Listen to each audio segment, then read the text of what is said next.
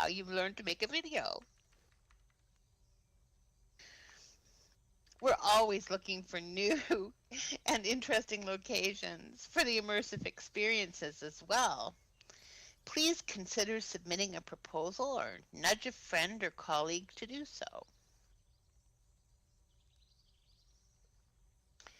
We're excited about the possibilities for this segment of the conference, especially with the explosion of AR, VR, XR environments. We've been getting quite an uptake from the art community too, so that's going to be exciting. As you may know, immersive experiences are hosted during the 2 weeks before and after the conference.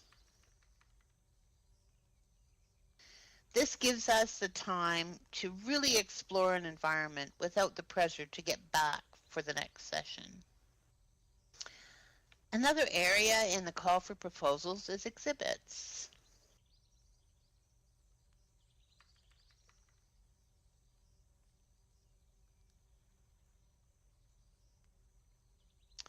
The amazing stellar regions will be with us for a couple more years.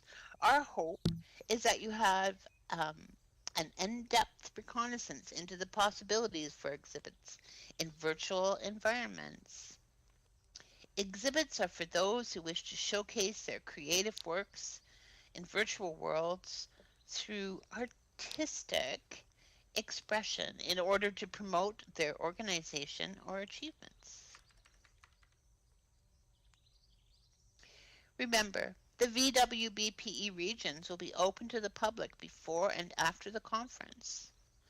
Many groups have organized tours of the exhibit area and the conference regions many groups have organized tours and or used their exhibit space for meetings and discussion during this time. Please feel free to do so. The game continues as well. An awesome thing to do with your students. Stay tuned for more details about the region-wide game that was developed by Letty Luckstone. Challenge your brain and your virtual world navigation skills as the game continues to develop. V Languages continues as our conference partner and is always a welcome contributor. I'm going to give you the submission dates now. The due dates for proposals for both the presentations and immersive experiences, and then also for exhibits. Oh, it's going to be so fun. That game is amazing.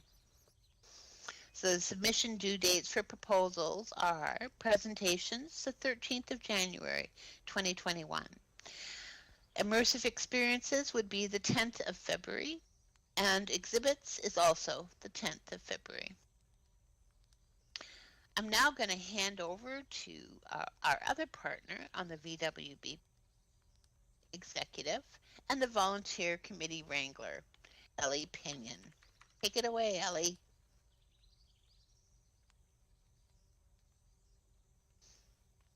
Thank you, LB. Thank you so much. Wrangler, I love it. I so hope that everyone is doing well during this very interesting year. I always love working with educators, and it's been a special year for all of us. In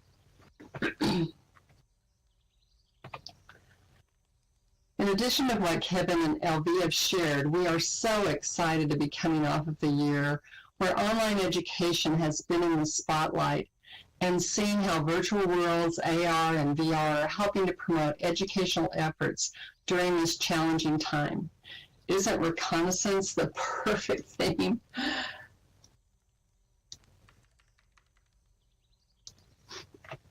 We so hope you would like to submit a proposal to present at VWBPE. As I'm sure you have lots to share, and we are very interested in hearing about your experience and your research. This year, there has been so much happening in education and so much to share. And we'd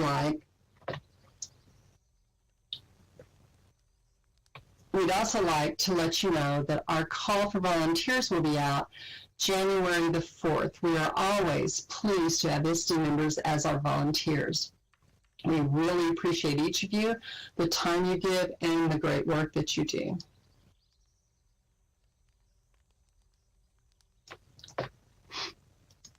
Oh, good.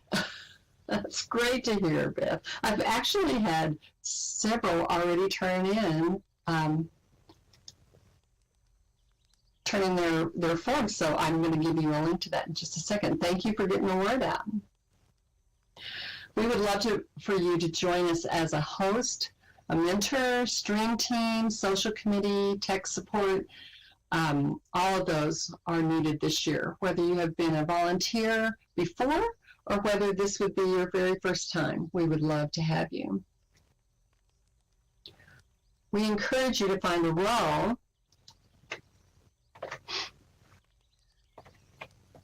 We encourage you to find a role that you feel comfortable in and to be a vital part of our team. We have training, cool outfits, and so much more. Our volunteers are critical to our success. Plus, you get to meet amazing people. And it is actually so much fun.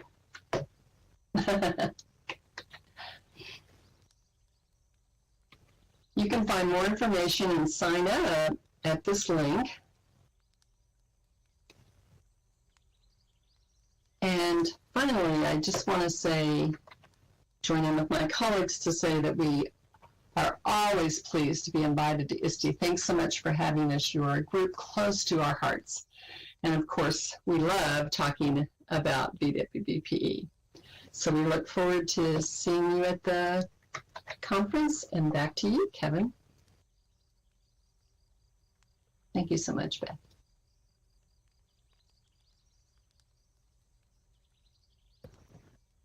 Excellent. Thank you very much. At this point, we'd like to take any questions that anybody might have.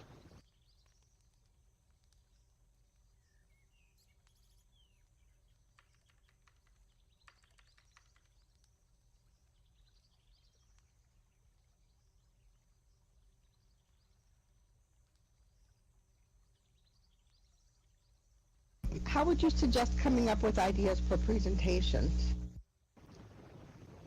Oh, copious amounts of vodka would help. Tequila. Rum. There we go. I think there's a lot of different ways that people can come up with ideas. Certainly with what's been going on with the pandemic, there are a lot of issues happening in the classroom. As I had mentioned earlier, there's a lot of issues with regards to holes in policies at local, state, federal, provincial levels.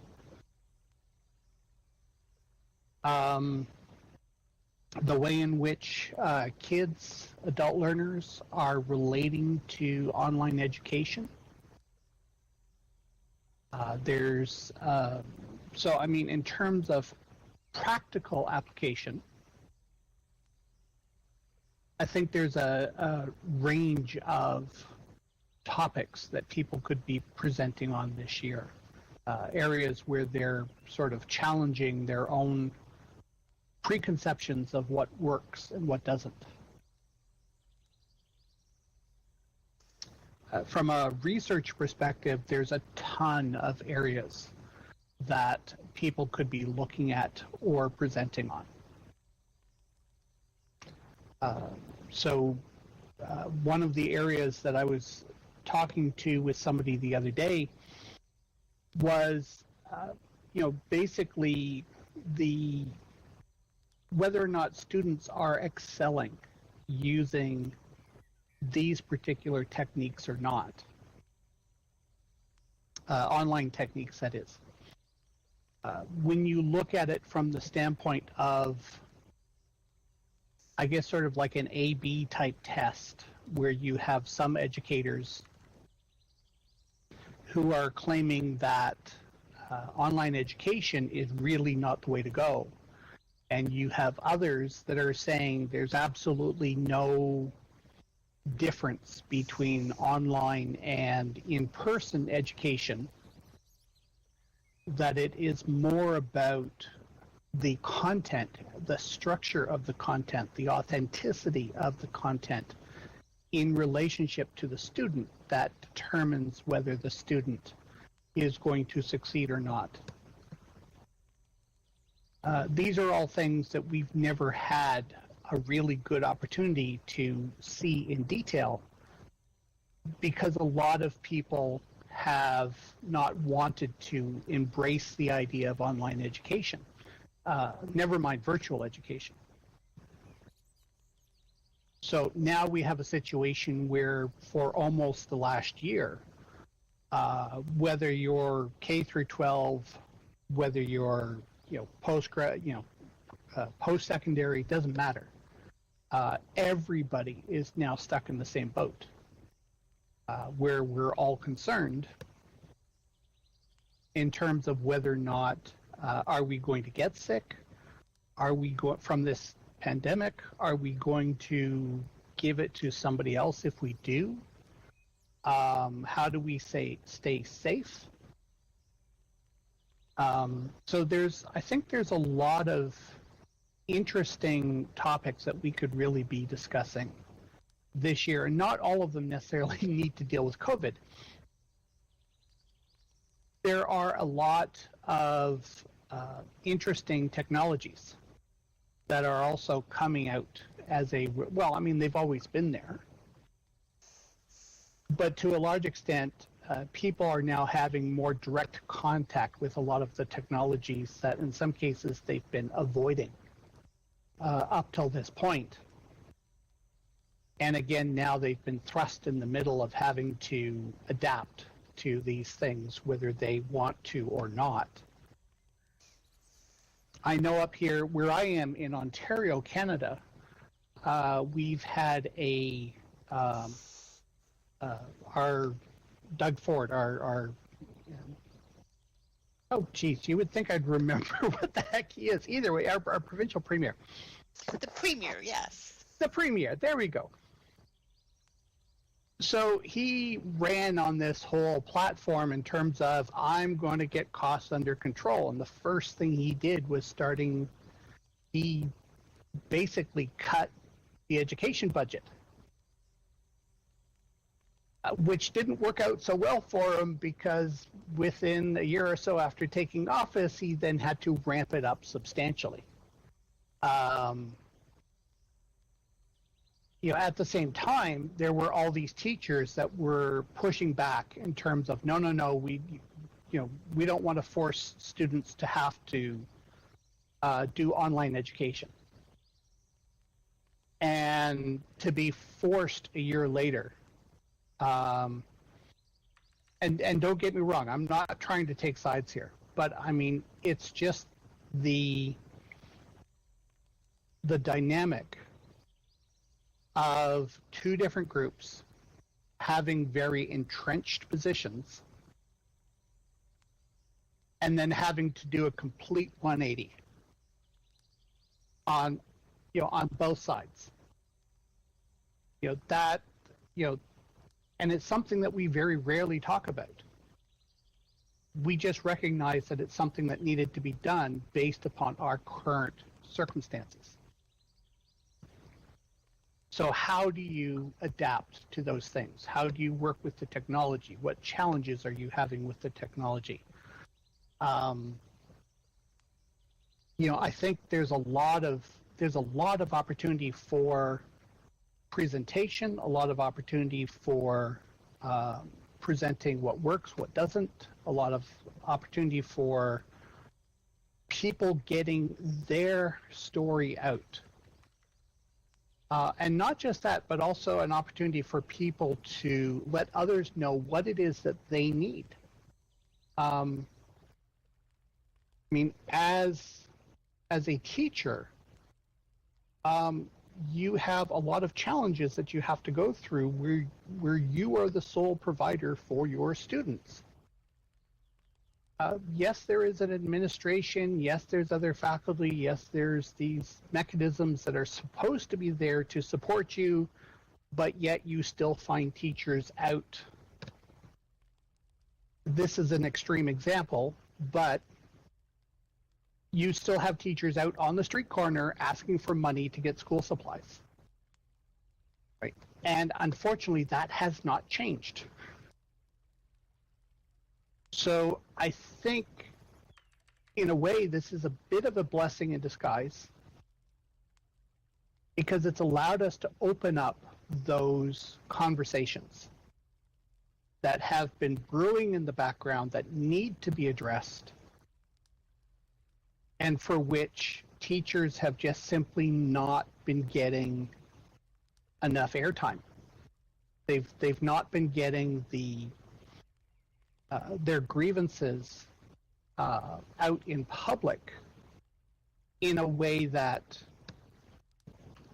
really will address the needs of our education system, regardless whether you're in Ontario or whether you're in Texas or whether you're in France or Mexico. Doesn't matter, right? I mean, teachers are there for all the same reason, and that is to make sure that the next generation of students is well prepared for what they're going to be faced with.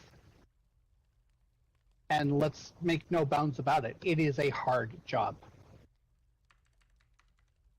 And we don't need to make it harder by basically saying, yeah, no problem, you can be a teacher and you can be responsible for the youth and our future. And by the way, we're going to give you jack squat in the way of resources in order to do it. Now, I realize that's not everywhere, but unfortunately it is the reality in enough different places that conferences like this at least allow us to open up the conversation a little bit more. So sorry, a very long-winded way of answering the question. I apologize. And I have a short version of that. So I would say, great question, by the way, Beth. I would say start by looking at your own practice. You want to know what to do, what to present on? Start with you. What are you doing? What have you learned? What are your challenges? What are your solutions? And are there local, regional, or global implications? And with both the short burst presentations, video opportunities, dynamic perceptions, and the larger spotlights and workshops and even the roundtables, there's lots of opportunities to find a way to share your message and get back from the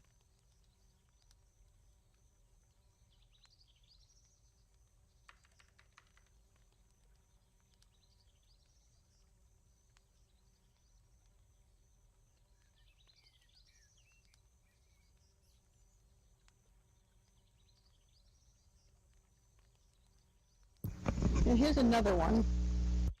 What if you're not able to use virtual worlds in your own teaching practice? As you know, is the case with me. Is there still something to present about?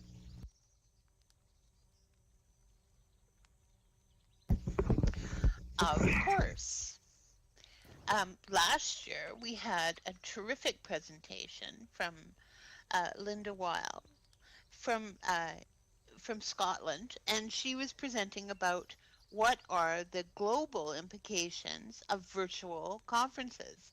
And without talking about virtual worlds in particular, and it was very timely for sure, given that all the conferences have gone virtual now. So, what do we gain from virtual conferences, and what do we so it doesn't have to be specifically about what you're doing in a virtual world. It can be about, um, think virtual education in a larger sense.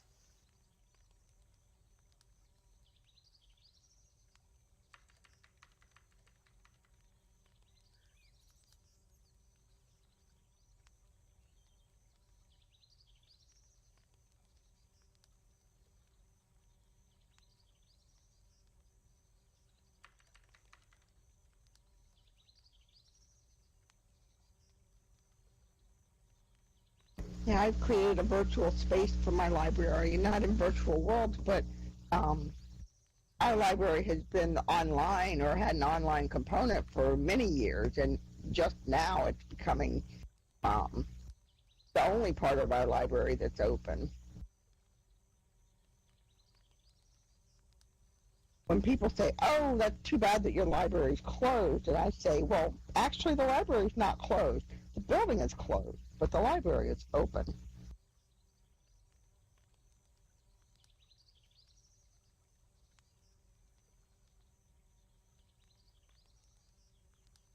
What other questions have you had from people? I know you talked to 2 groups last week.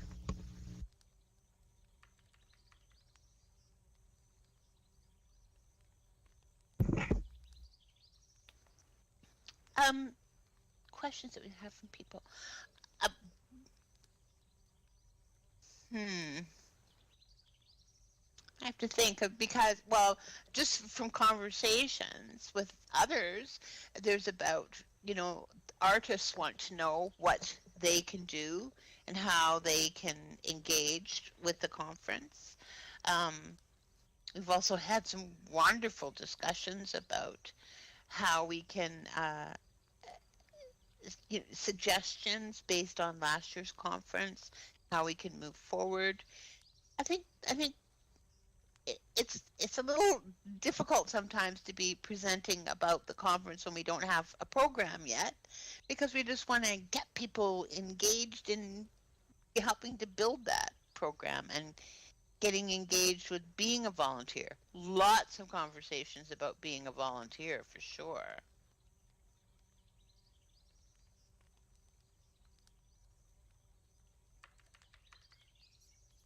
I love them asking about volunteering. Another one is, you've already mentioned, Beth, is they ask how much it costs, but you've already mentioned that it's free, and we're very proud of that.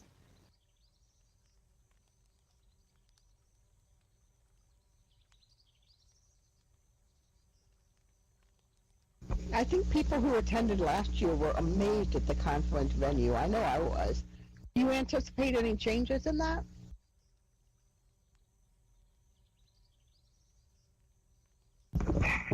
Well, there will be a couple of changes.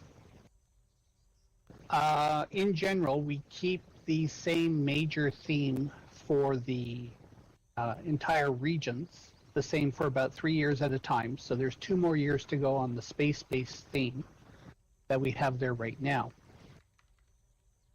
However, there will be the ongoing game, the scavenger hunt, that changes from year to year. We have a storyboard approach to it for these 3 years. Part 1 to the story was last year. Part 2 will be coming this year, and Part 3 will be next year. So that will change and more from year to year. And then, depending upon what it is that we do with the program, we may tweak some of the venues a little bit from year to year in terms of supporting what types of proposals we get, what types of workshops. If we get more of a focus on video or Zoom type presentations this year, then we'll probably make some changes with regards to that. It really needs to be, though, program driven, and I think LV will agree with me on that, is we want to be as responsive to the people that are submitting proposals as we can.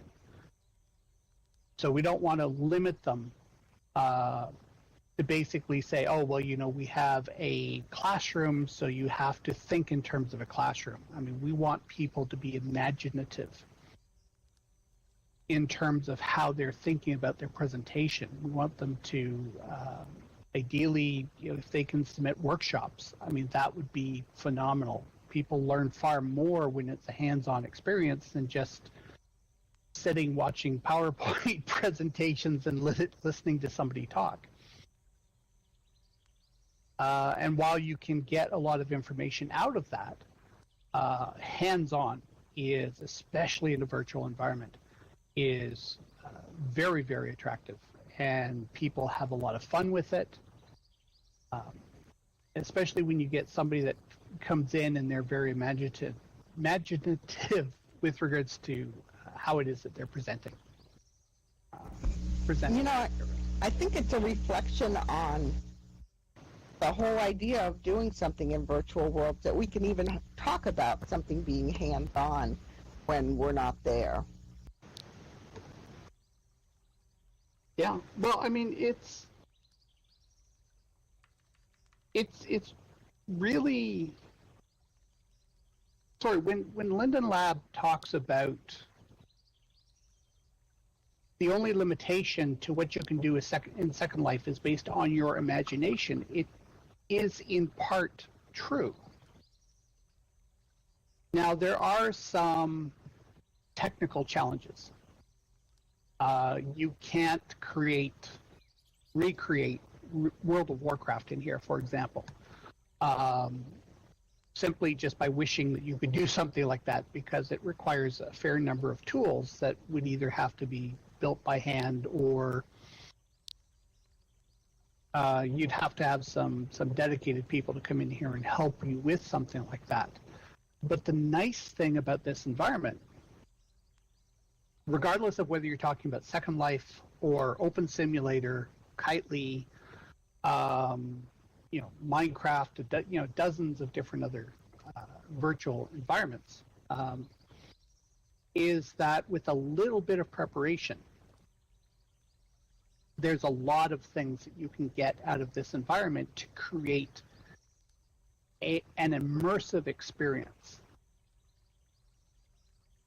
And that, I think, is really key for students. Because when something is both immersive and authentic, the learning tends to stick better than it does just simply by presenting a series of facts. Yep. Yes, and I here agree. we are sitting around a fire talking. This is one of the what Agile Bill calls an androgon. This is the classic one for learning that we can relate back to human prehistory. We've been sitting around fires talking for as long as there's been humans and fire. There has, but I don't have my stick. How am I supposed to poke the fire if I don't have a stick? Try it anyway. I think I have it set so anybody can play with it. That's okay. Or you can toast marshmallows if you want. I'm hoping that there will be a few sessions held in other virtual worlds too. We always talk about other virtual worlds, even though the conference is held in Second Life. But one thing I love about the immersive experiences is that we can go to other virtual worlds and try them out. The intention of the conference was never to be solely focused on one virtual world. It was really meant to be focused on all of them. So Minecraft, high fidelity, sine wave, even things like World of Warcraft, a lot of other gaming platforms like that. Really, because teachers use multiple avenues in order to engage their students for learning. So it can't all be about Second Life. It can't all be about Open Simulator. It needs to be about what is real, what is actually being used in the classroom, and showing what that potential is to others to encourage their imagination to expand beyond, where it is that they're taking their students.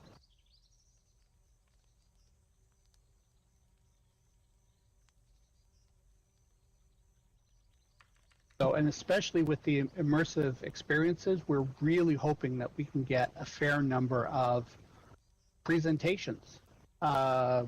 Things that are built with Unity, things that are built with Unreal Engine, things that are being done in Steam. These are all open for virtual field trips. Exactly. These are all open for submission to our immersive experiences. And the nice thing with what we've done with the program this year, where we've opened it up to alternative forms for lecture presentation, is that we're no longer forcing people to uniquely have to be with Inside Second Life. It's, obviously this is our home,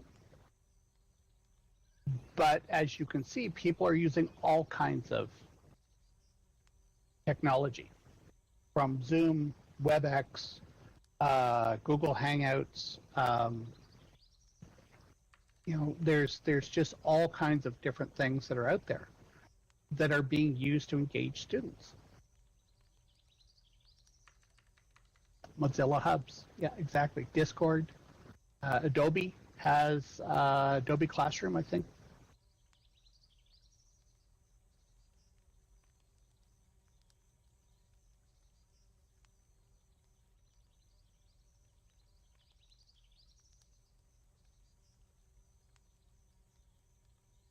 And I guess the other thing to keep in mind is that it's not just simply about educators.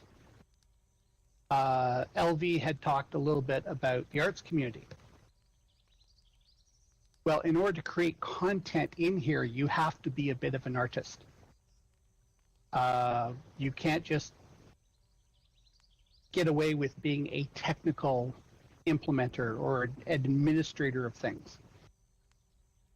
A lot of the teachers that do really well with virtual environments are the ones that have a bit of a creative streak to them and are willing to learn about other technologies. They're good with drawing programs, they're good with graphics programs, they're good with video programs, they're good with creating storyboards. So, if we get artists and programmers and fashion designers that want to present at this conference, we would love to hear from them as well. Both in terms of how they go about their craft and whether educators can sort of follow along with what they're doing, or providing opportunities to see what's available. Quite often, it's quite difficult to create something absolutely from scratch, but we always recognize what we like and what we don't like when we see it done by somebody else. So the more that we can see what other people are doing, the better off I think everybody's going to be, because it will stimulate those creative ideas. And Beth's just saying teachers always steal. I wouldn't necessarily call it stealing. I would probably say more creatively appropriating. Sharing, yes. and most of that is willing. We really do share a lot as a community.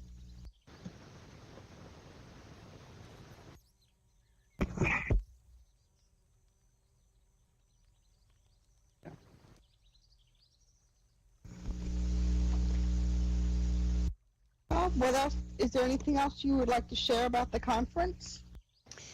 Well, I guess if anyone is interested in putting in a proposal, but you don't quite know where to start, please contact us and have the conversation, and we can help you along the way.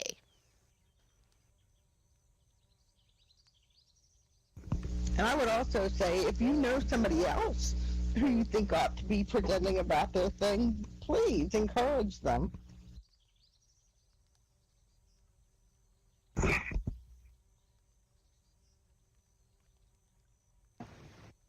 Absolutely. I mean, there's no cost to the conference for participants. And the conference has always, in 14 years, we have always been that way.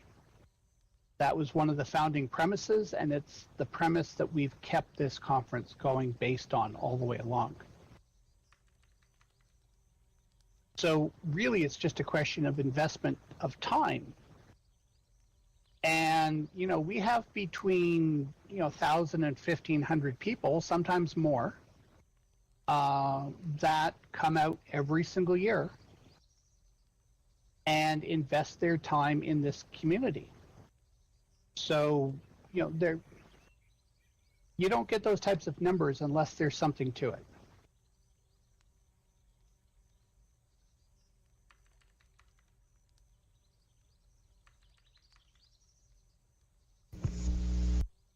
Well, thank you all for coming and sharing ideas with us. I'm really looking forward to this conference, and I'm not just saying that because I'm involved in it. I love this conference. It's just some of the amazing things that I learn about. This has 14 years and going strong. Yeah. This has been an ISTE virtual environment focused session. Sprocket, thank you for filming us. And I hope to see you all at the conference and at future focused sessions.